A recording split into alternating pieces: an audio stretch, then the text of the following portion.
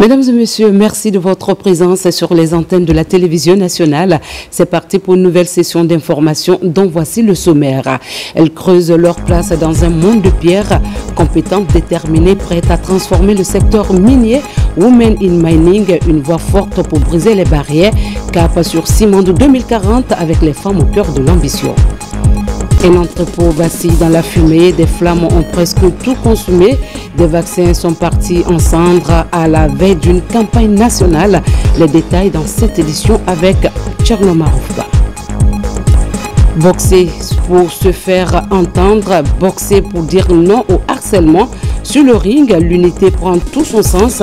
À Koya, la jeunesse guinéenne fait parler ses points pour défendre ses valeurs.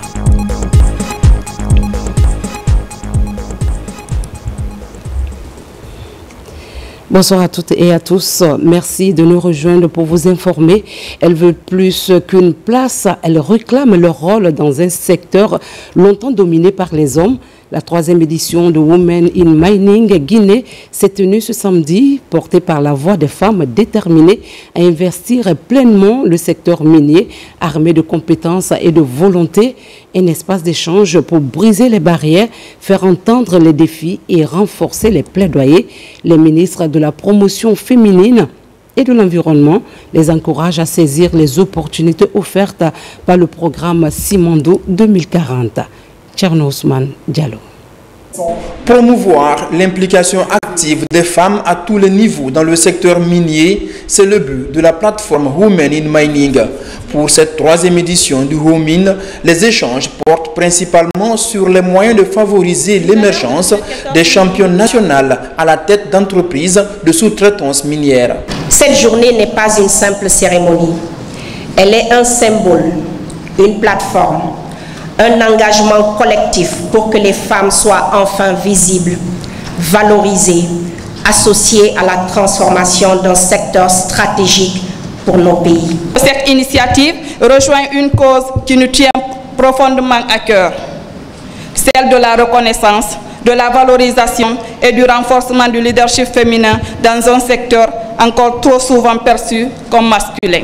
L'épouse de l'ancien vice-président du Ghana, Dr Alhaji Mahamoud Baoumia, invitée à cet événement, et la ministre en charge de la promotion féminine ont salué la tenue de cette rencontre et insisté sur les enjeux de l'implication des femmes sur la chaîne d'exploitation et dans la gestion du secteur minier.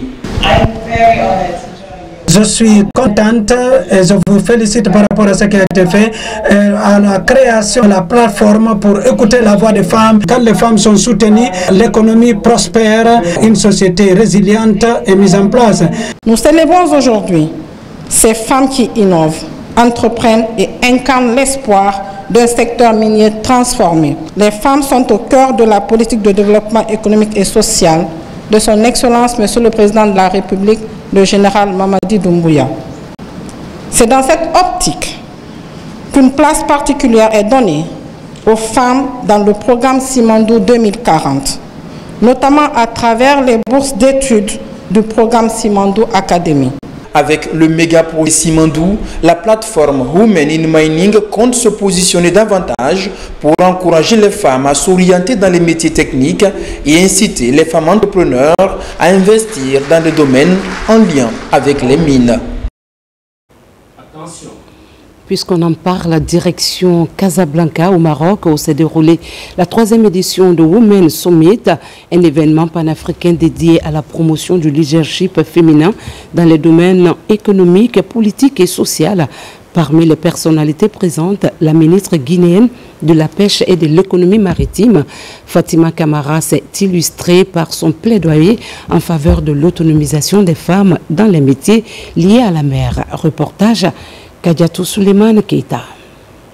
Elles sont ministres, leaders, entrepreneurs, femmes de présidents et militantes venues de tout le continent et d'ailleurs pour faire entendre leur voix et échanger sur les défis de demain. C'est à l'occasion de la 3e édition du Women Summit qui s'affirme aujourd'hui comme une plateforme incontournable pour celles qui veulent construire une Afrique plus équitable, résiliente et prospère.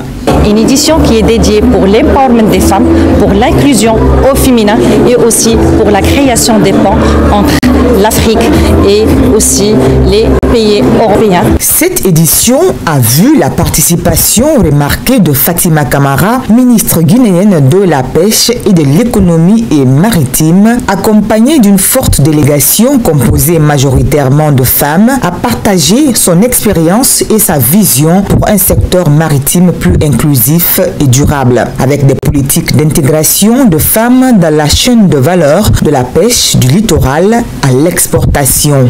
Alors ce sommet nous a permis de venir parler de l'expérience guinéenne, le rôle que ces femmes jouent tous les jours au quotidien dans le rôle du secteur de la pêche, pouvoir échanger mais aussi attendre de retour de nouvelles expériences et des perspectives de collaboration avec des femmes marocaines et d'autres femmes de d'autres pays. Cette 3e édition du Women Summit a connu plusieurs nouveautés, notamment la remise des Ubuntu Awards, une initiative phare visant à récompenser les femmes et acteurs engagés qui contribuent activement au développement durable, à l'innovation sociale et à l'autonomisation des communautés en Afrique. Toujours hors du pays, le sommet des Nations Unies sur les personnes handicapées s'est ouvert à New York. La Guinée y prend part avec la présence remarquée de représentants à mobilité réduite. Cette rencontre internationale consacre l'inclusion sociale et met en lumière les avancées enregistrées en faveur des personnes handicapées. Plus de détails avec Ousmane Ba. La Guinée répond présent à la 18e convention des États parties des personnes handicapées. Un sommet qui tient ses travaux à l'Assemblée générale des Nations Unies à New York. Une occasion pour l'ambassadeur représentant permanent de la Guinée aux Nations Unies de relever les avancées considérables du pays en faveur des personnes handicapées. De nombreuses initiatives sont mises en œuvre, au nombre desquelles je citerai à titre illustratif celles qui suivent. L'allocation d'un tiers du budget d'investissement du ministère en charge de l'action sociale en faveur des projets et programmes publics liés à la question du handicap, la participation active des personnes handicapées à la rédaction de l'avant-projet de constitution, l'adoption en cours par le Conseil national de la transition de la loi révisée relative aux droits des personnes handicapées. Cette convention qui consacre l'inclusion sociale a connu cette fois-ci la participation des handicapés en question. La délégation guinéenne de 7 membres est composée de 4 personnes à mobilité réduite. Une première. La prise en compte de la question des personnes handicapées a commencé par la bienfaisance, par l'équité. On le faisait parce que c'est une question de droit. Maintenant, aujourd'hui, c'est une question d'inclusivité, mais qui marque également la venue d'intelligence artificielle a été démontrée ici comme une option qui puisse permettre aux personnes handicapées d'être assistées davantage. Nous nous reconfortons parce que nous venons aussi nous acquérir de ce que le monde entier est en train de faire pour nous et aussi principalement d'autres pays. Et nous avons la certitude que ça donne de l'espoir aux personnes handicapées, que l'avenir quand même est permis pour ce qui est l'épanouissement et de l'amélioration des conditions de vie. Au cours des travaux, les parties prenantes ont entre autres discuté des progrès réalisés dans la mise en œuvre de la Convention, partagé les expériences et les bonnes pratiques, donné les orientations et défini les priorités pour les années à venir. Restons un moment à l'extérieur du pays, précisément à Vienne, à marge du Forum de développement international. La délégation guinéenne a échangé avec le président de l'organisation. Objectif, consolider les relations et faire le point sur les projets financés par les fonds arabes.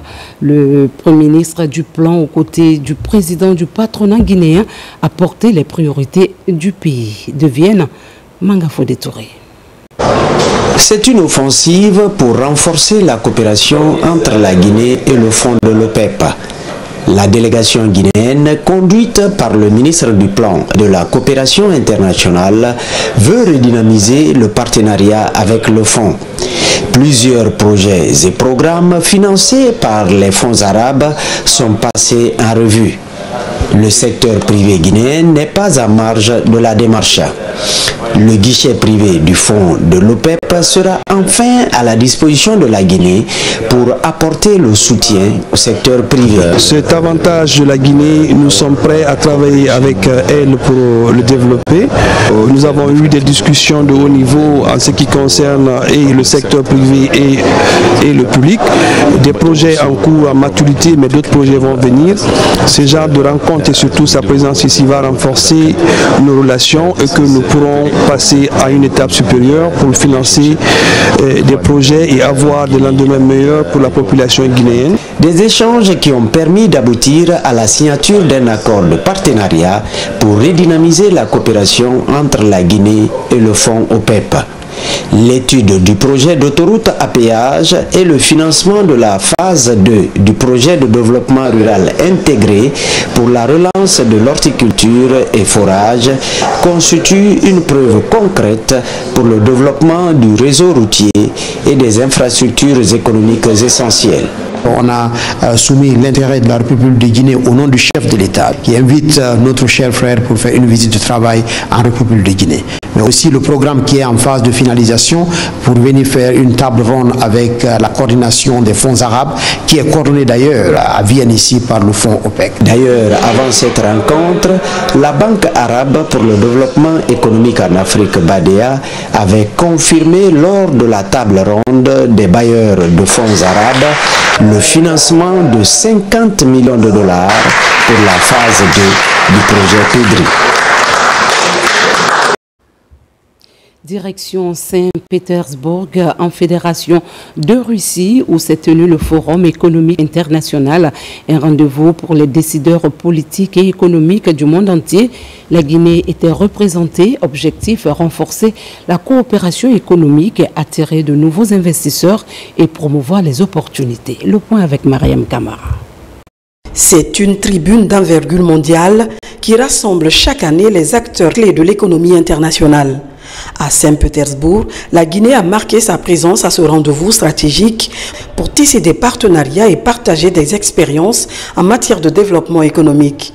Au cœur de la communication guinéenne, la promotion de Simandou 2040. Il faut savoir que depuis l'avènement, depuis la prise de responsabilité du CNRD, la République de Guinée a procédé à la relance de l'économie, ce qui nous a amené à assainir le cadastre minier.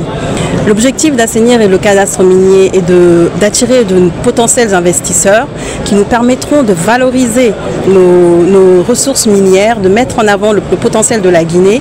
Face aux partenaires internationaux, la délégation détaille les axes de sa politique de coopération internationale, mettant en lumière les efforts consentis pour diversifier les partenariats et renforcer l'attractivité économique du pays. Devant les caméras des médias internationaux, le secrétaire général du ministère du Plan et de la Coopération a brillamment défendu le plan stratégique de la Guinée, incarné par le programme Simandou 2040, véritable boussole des actions gouvernementales. Nous sommes aujourd'hui dans l'élaboration de notre plan national de développement économique, social, durable, Simandou 2040. Il était de bon aloi de venir ici avec d'autres ministères pour voir les avantages comparatifs des régions de la Fédération de Russie et voir dans quelle mesure nous pouvons collaborer ensemble pour notre programme de développement pour les 15 prochaines années. En marge du forum, le secrétaire général s'est rendu au consulat honoraire de Guinée à Saint-Pétersbourg pour visiter l'un des centres de recensement biométrique des Guinéens vivant en Fédération de Russie dans le cadre du PNRAVEC. Entreprise de contact, échange d'expériences et promotion des projets structurants, la participation guinéenne à ce forum témoigne de sa volonté d'occuper une place stratégique dans l'arène économique mondiale. Parlons à présent du recensement des Guinéens de l'étranger qui se poursuit dans nos juridictions diplomatiques. En Algérie comme en Tunisie, de nombreux compatriotes se sont déjà présentés pour leur enrôlement. L'ambassade a enregistré un maximum de Guinéens pour renforcer la fiabilité des données. Makemedonzo. C'est depuis le 4 juin dernier que la représentation diplomatique de Guinée en Algérie et Tunisie a lancé officiellement le recensement administratif à vocation d'état civil. Pour la réussite des opérations, 8 kits sont mis à disposition. Plus de 1000 compatriotes sont déjà enrôlés. Avec mon équipe, nous avons quitté Alger pour venir constater directement comment le recensement des Guinéens se fait. Très heureux de constater qu'à Tunis, il y a une mobilisation générale. La Tunisie est le pays retenu comme circonscription électorale diplomatique et consulaire. Partout, l'engouement est de taille. Aucun Guinéen ne veut rater ce rendez-vous important. Nous allons nous déployer également à travers l'équipe bien déterminée, bien motivée dans les régions pour aller voir comment les choses se passent et respecter surtout les délais et garder la motivation et la détermination. Pour ce processus de recensement au compte du PNRAVEC, la motivation est perceptible à tous les niveaux. Les missionnaires venus de Conakry, en passant par le personnel diplomatique jusqu'aux compatriotes, chacun veut imprimer sa marque à la réussite de tout le processus. Face aux réticences dans certains quartiers, l'Institut national de la statistique forme ses agents avant une vaste campagne de sensibilisation. Objectif, créer un climat de confiance pour un dénombrement réussi sur l'ensemble du territoire national. Mamadi Terna Kamisoko, reportage. Le recensement général de la population et de l'habitation RGPH 4 est une opération obligatoire pour toutes les personnes résidant sur le territoire national. À la veille du lancement officiel du dénombrement principal qui joue un rôle crucial dans l'élaboration des politiques publiques. Pour les 10 prochaines années, l'Institut national de la statistique a entamé la formation d'une vingtaine d'agents chargés d'informer et de sensibiliser les populations dans certains quartiers identifiés comme réticents à l'égard du RGPH 4. Durant donc cette formation, nos agents seront outillés sur le contenu du RGPH 4, les messages clés à faire passer, les techniques de communication adaptées et les méthodes de gestion des résistances, tout en respectant les réalités socio-culturelles de chaque zone. Nous nous sommes imprégnés des méthodologies d'intervention sur le terrain par rapport à la sensibilisation, les méthodes qui nous permettront d'inviter les populations réticentes à s'y adhérer à ce recensement-là pour vraiment pouvoir identifier les populations. Les quartiers de Kaloum, Dixine, Kamayen, Mier, Taouya, Koleya, Nongo et Lambagny seront visités par ces agents recenseurs dans le cadre d'une campagne de sensibilisation en porte-à-porte visant à mieux faire comprendre l'importance et les enjeux du RGPH 4 pour la Guinée. C'est une activité qui est d'envergure, complexe et sensible. Pour la réussite, on a besoin de sensibiliser, de communiquer et d'informer la population sur la pertinence et l'importance du recensement. Cette initiative est portée par l'Agence guinéenne de sciences politiques en partenariat avec l'unité sensibilisation, plaidoyer et communication du Bureau central du recensement BCR ainsi que le cabinet conseil associé à l'opération. On revient à l'actualité nationale. C'est un choc pour le système de santé guinéen. L'entrepôt de stockage de vaccins du programme élargi de vaccination est parti en fumée ce samedi, emportant avec lui une partie du stock destiné aux enfants. Grâce à l'intervention rapide des sapeurs-pompiers, une partie a pu être sauvée. Ce drame survient alors même que le ministre de la Santé s'apprêtait à lancer une vaste campagne de vaccination à l'échelle nationale. Tcherno Maroufba, Mohamed Salou Bangoura pour en savoir davantage. C'est aux environs de 4 h du matin que les premières flammes ont surgi de cet entrepôt du programme élargi de vaccination situé dans l'enceinte de la pharmacie centrale de Guinée. Tout le matériel de vaccination à peine débarqué de 4 conteneurs et quelques documentations sont partis en fumée. des intrants et des vaccins destinés notamment à la prochaine campagne de vaccination des enfants prévue début juillet 2025. L'ampleur des dégâts préoccupe le ministère de la Santé et de l'Hygiène publique et les partenaires. Une réunion d'urgence est organisée pour comprendre la situation et évaluer les répercussions de l'incendie. Grâce à l'intervention des services de la protection civile, les flammes ont été contenues et le feu stoppé dans son avancée. 3 chambres froides ont été par contre épargnées, ainsi que les entrepôts de médicaments de la pharmacie centrale de Guinée. Un comité technique de crise est constitué pour évaluer les dégâts et proposer des pistes de solutions pour assurer la continuité des services du programme élargi de vaccination sur l'ensemble du territoire national. C'est un coup dur pour notre système de santé. L'incendie de l'entrepôt central de vaccins survient à la veille d'une campagne nationale de vaccination. Quelle réponse face à cette situation? Quelle suite pour les enfants concernés? Pour en parler, nous recevons le ministre de la Santé et de l'Hygiène publique. Monsieur le ministre, bonsoir et merci d'avoir accepté notre invitation.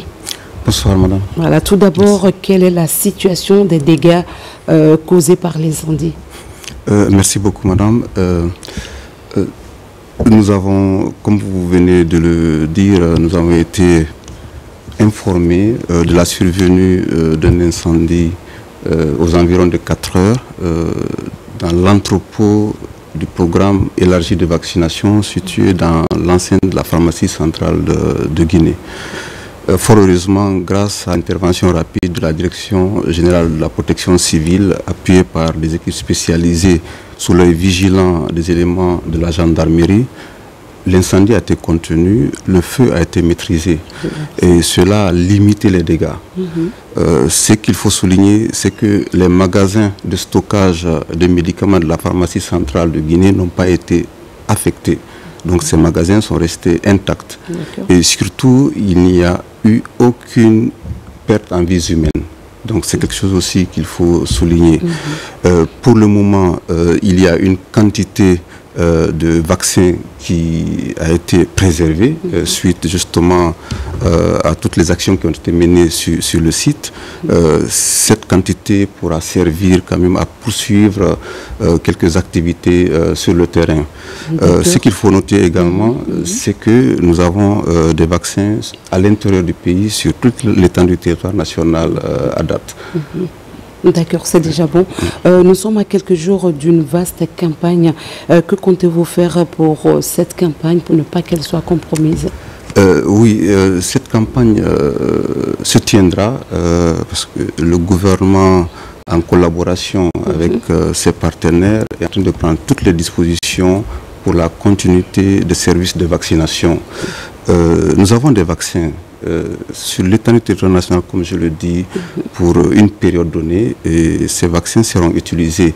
Et avec les partenaires également, nous sommes en train de travailler pour qu'on puisse reconstituer le stock que nous venons de perdre afin de faire face à cette campagne, parce que quand même c'est une campagne d'envergure nationale. Je sais quand il s'agit de la santé de nos enfants, il y a une inquiétude qui est là, qui s'installe, mais je tiens à rassurer que cette campagne aura lieu parce qu'il est question de rattraper tous les enfants de ce pays qui n'ont jamais eu une dose de vaccin ou qui n'ont pas eu à être vaccinés conformément au calendrier vaccinal.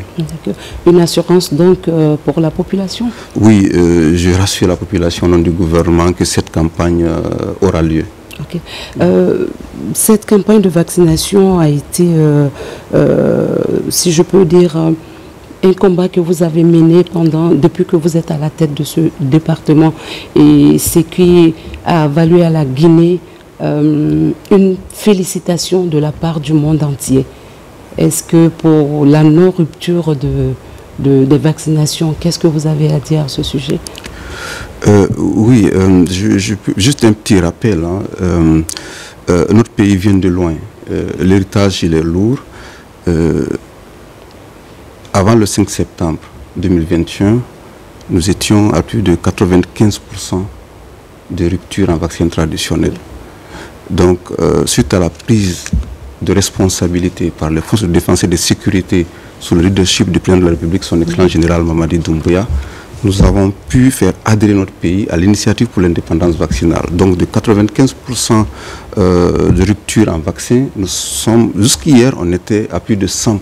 Donc ça fait plus d'un an, nous n'avons pas enregistré une rupture en vaccin. Donc cela justement a été reconnu à l'international. Et suite à ces différentes campagnes de vaccination, nous avons pu progresser de 16 points. Ce sont des résultats qui seront publiés au mois de juillet. On était pendant plusieurs années autour de 47% de taux de couverture au niveau national. Et pour l'année 2024 seulement, nous avons effectué une progression de 16 points. Donc de 47%, nous sommes allés à 63%. Et cela a été félicité à l'international. Cela a été reconnu. Et la gouvernance a été félicitée à l'international.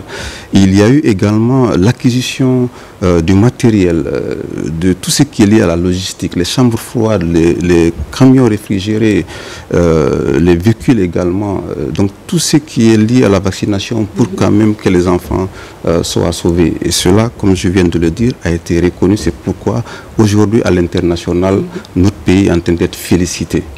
Donc, merci Monsieur le ministre pour ces éclaircissements. Restez avec nous.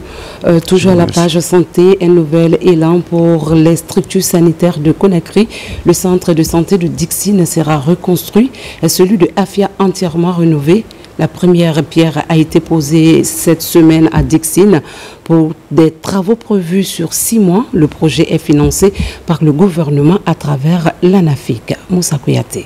La reconstruction et rénovation de ces deux structures de santé ont été rendues possibles grâce à l'implication des autorités sanitaires de la commune de Dixine. La pose de la première pierre a mobilisé ici au centre de santé de Dixine, autorités religieuses, communales et administratives. Ça fait un bon moment que nous avons mené des plaidoyers par rapport à ces réalisations des deux projets-là. Les 6 mois demandés, vraiment, nous exhortons les entreprises de réalisation de respecter le délai. Je m'engage personnellement ainsi que mon équipe à réaliser ces travaux avec le plus grand soin, en respectant le délai, tout en veillant à ce que nous utilisons des matériaux durables et respectueux de l'environnement. Au-delà de la reconstruction et rénovation, les responsables sollicitent l'équipement pour mieux servir les citoyens. On ne va pas cesser de lancer des plaidoyers pour que ces centres soient équipés.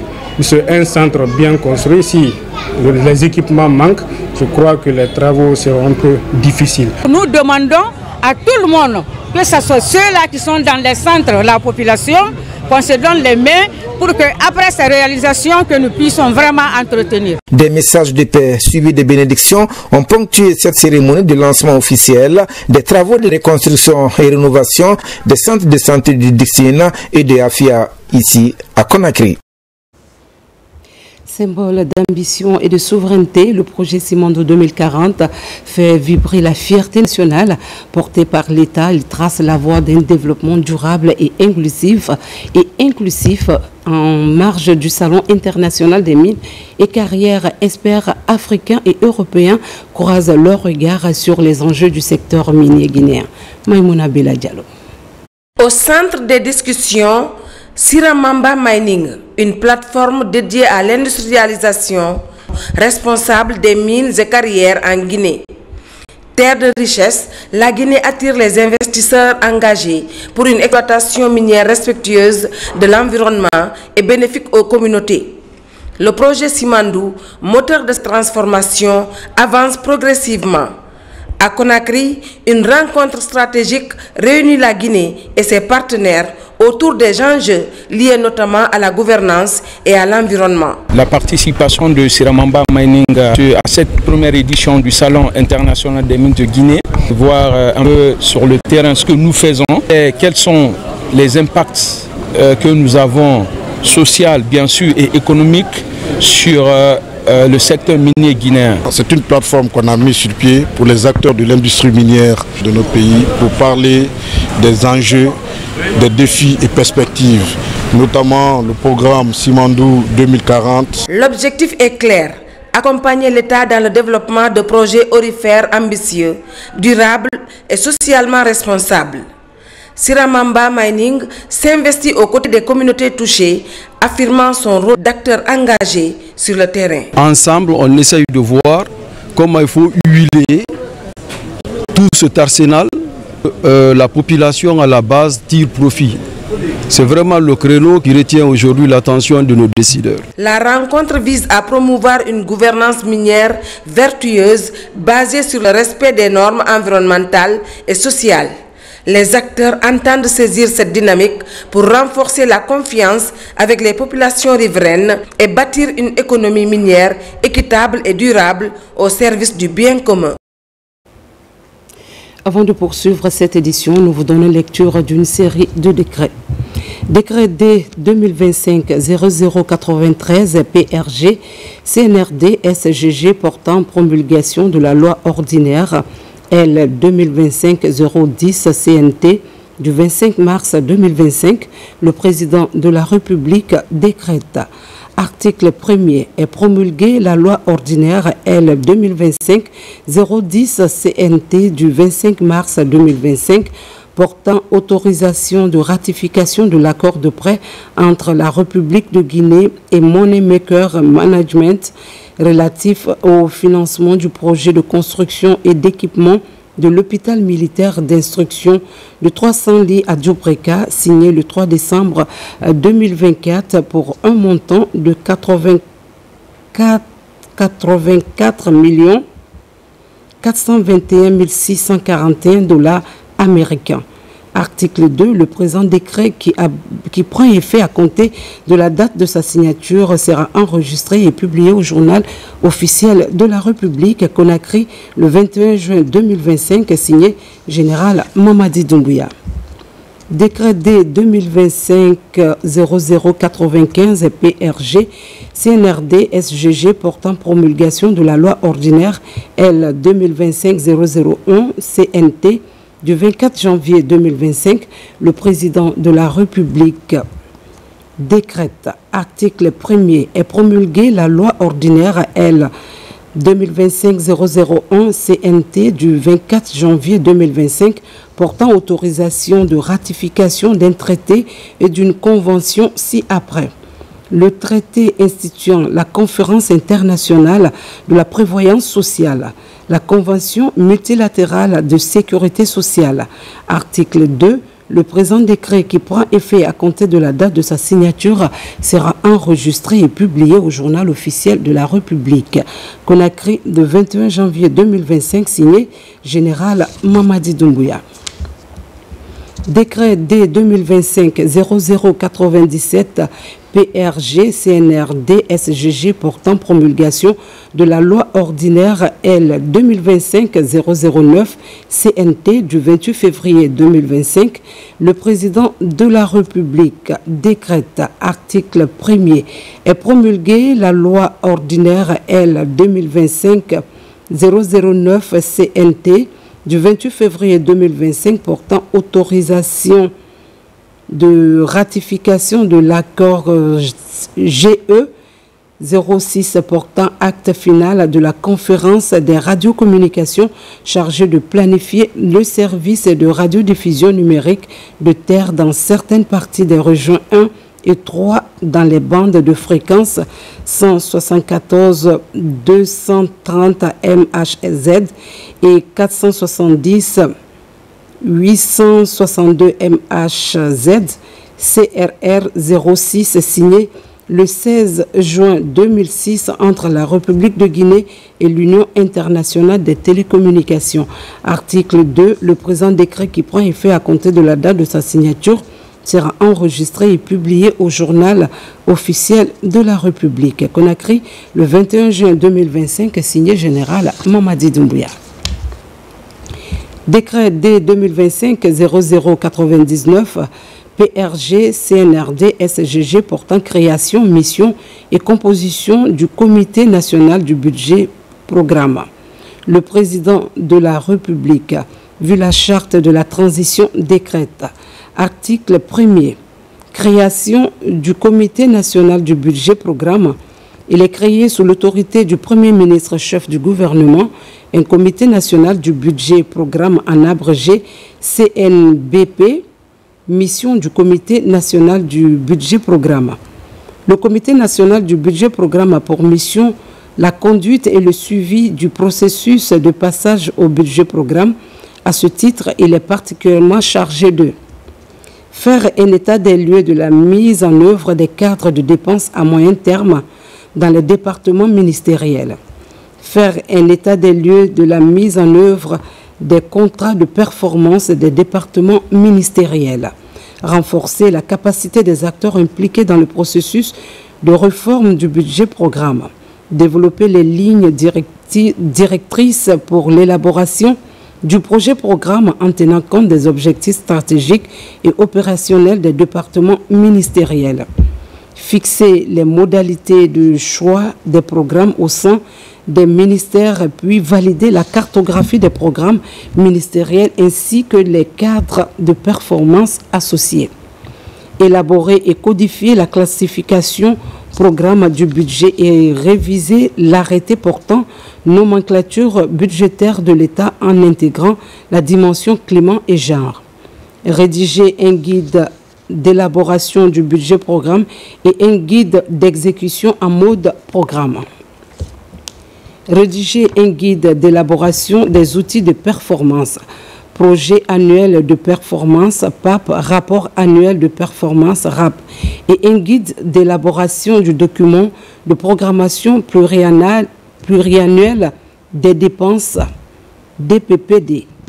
Définir les profils et les critères de choix des responsables de programme au sein des ministères, adapter le manuel de procédure d'exécution des dépenses de l'arrêté portant nomenclature des pièces justificatives, concevoir tout outil ou processus de nature à faciliter la mise en œuvre du budget de programme, reviser l'arrêté portant calendrier budgétaire afin de l'adapter à la réforme, proposer des projets de texte ou des amendements adaptant les textes législatifs et réglementaires actuels à la gestion en mode programme. Élaborer un système intégré de gestion des finances publiques adapté au budget programme. Vulgariser la réforme auprès des différents acteurs et du public, notamment le Parlement ainsi que la Cour des comptes. Assurer le suivi et évaluation de la réforme.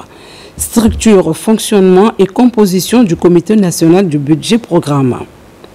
Le comité de pilotage stratégique. Le comité de pilotage stratégique est l'organe de pilotage du CNBP.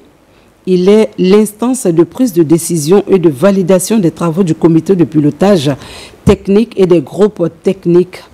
À ce titre, il est chargé de définir la démarche stratégique et opérationnelle pour la mise en œuvre du budget programme, adopter le plan d'action et le budget qui en découle, valider les résultats des travaux du comité de pilotage technique ainsi que des groupes techniques. Veiller à l'état de mise en œuvre du plan d'action et formuler des recommandations. Le comité de pilotage stratégique est composé comme suit. Président, le Premier ministre chef du gouvernement, rapporteur, le ministre en charge du budget, membres. Le ministre en charge de l'économie des finances, le ministre en charge du plan et de la coopération internationale, le ministre en charge du travail et de la fonction publique, le ministre en charge de la défense, le ministre en charge de l'agriculture, le ministre en charge du commerce, le ministre en charge de l'environnement, la conseillère à la présidence de la République chargée de la stratégie de croissance et du développement économique. B. Le comité de pilotage technique. Le comité de pilotage technique assure la coordination des travaux techniques et la liaison entre le comité de pilotage stratégique et les groupes techniques. À ce titre, il est chargé de présenter pour validation du comité de pilotage stratégique les résultats des travaux du comité de pilotage technique, coordonner les travaux des groupes techniques sous la supervision du comité de pilotage stratégique, gérer les ressources humaines, matérielles et financières du comité national du budget programme et rendre compte. La direction générale du budget assure la coordination opérationnelle des groupes techniques, la préparation opérationnelle des missions énumérées à l'article 2 et l'organisation des sessions du comité de pilotage stratégique.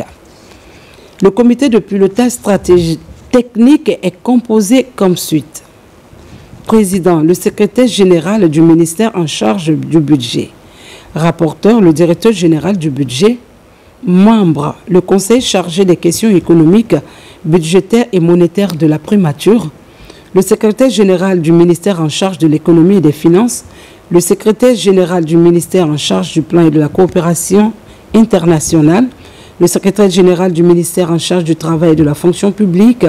Le secrétaire général du ministère en charge de l'agriculture, le secrétaire général en charge du commerce, le secrétaire général du ministère en charge de l'environnement, le directeur de cabinet du ministre en charge de la défense, la directrice nationale de la dette et de l'aide publique au développement, le directeur national des investissements publics et du système intégré de gestion, le directeur général du trésor et de la comptabilité publique.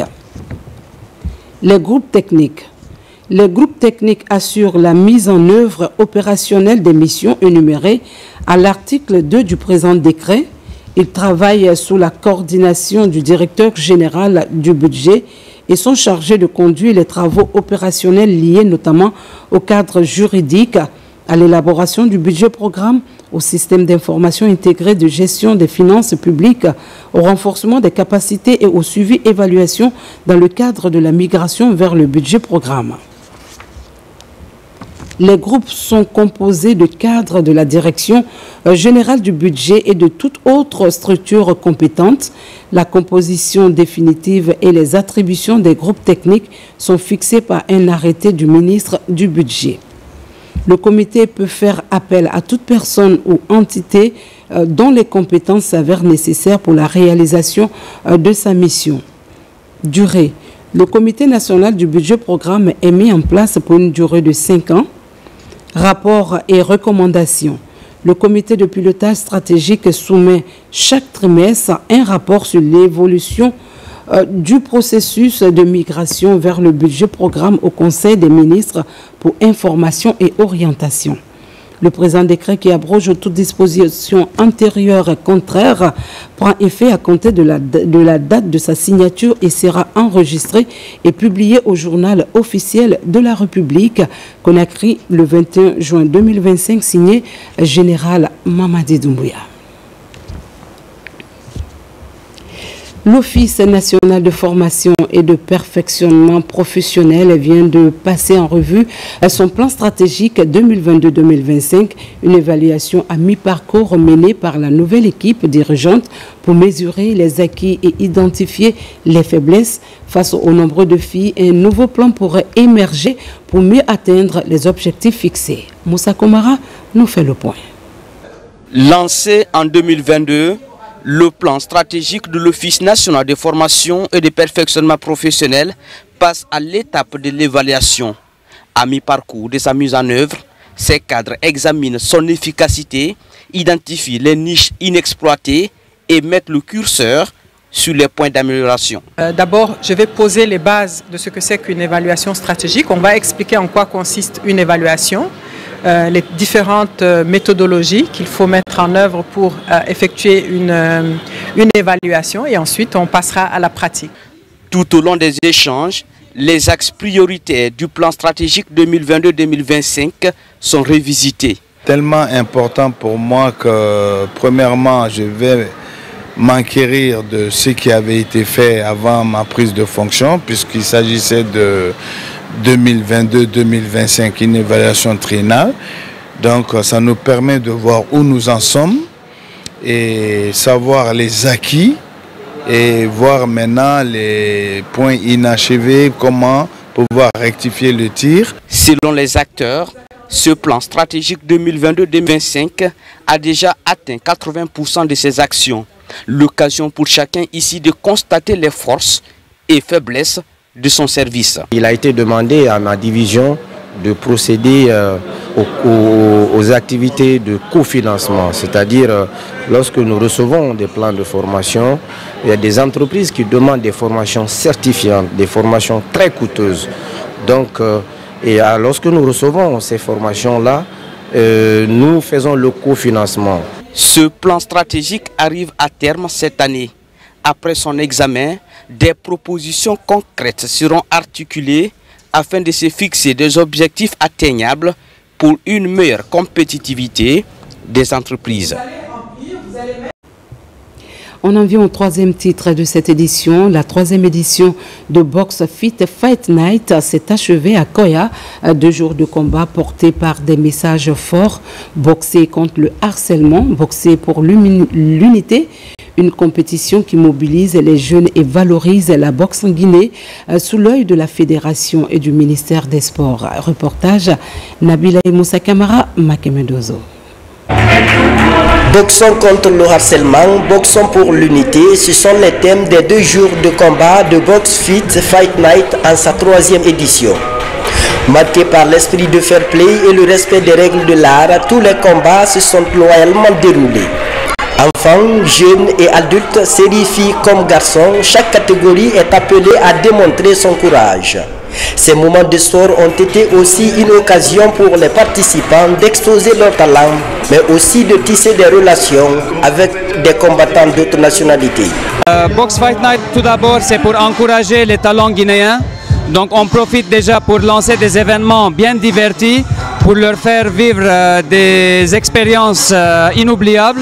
Et en même temps, sans oublier, on profite de la communauté expat qui sont déjà présents en Guinée, de créer une certaine unité à travers ce sport. On a vu des enfants de tout petits combattre, et là on est dans une catégorie, dans une autre dimension. On a des seniors qui combattent.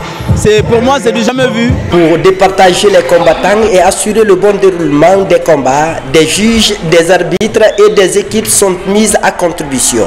Monsieur le ministre des Sports, qui dans ses recommandations régulières nous dit de chercher à promouvoir le sport, à occuper la jeunesse, à faire de la promotion des disciplines sportives une priorité.